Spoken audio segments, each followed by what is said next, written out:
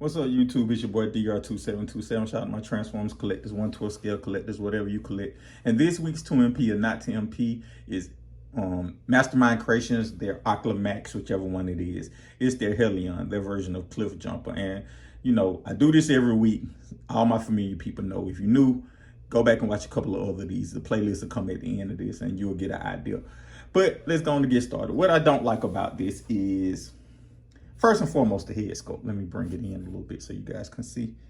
Like, the head sculpt unpainted, just the eyes aren't vibrant. It's just not. Let me straighten it up a little bit so you guys can see. I hope that's a good enough. It's a soft sculpt. It's not painted. It's piss poor. It's probably one of the worst head sculpts I've seen on an MP figure. Bitch, size matter. Doesn't matter about the size. Another thing I don't like is kind of this whole chest area here.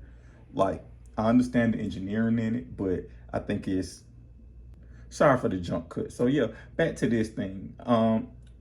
Again, the chest is pretty obnoxious or whatever when you see it. So when I do these things, I try not to talk about obvious stuff. So it's obvious how the chest looks. But one of the frustrating things about the actual chest part is painted, but kind of the parts around it aren't painted.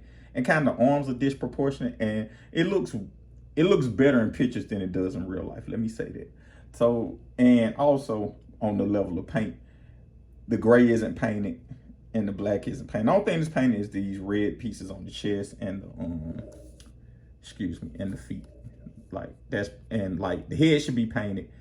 Some more things about this should be painted. And I'm pretty much very frustrated about that part. So that's what I don't like about the figure. What I do like about the figure is the engineering. MMC did a fantastic job with this figure. Like, these parts here that make up the arms are actually the seats in the car mode. So like the seats actually lift up and down and they become the arms. That's really cool. Cleanest backpack of any Cliffjumper I've seen. I actually like the alt mode. I think alt mode looks good. And I pretty much just say that's by and large what the articulation. I think it has all the articulation points. It has an ab crunch. It has, I think you can get a butterfly.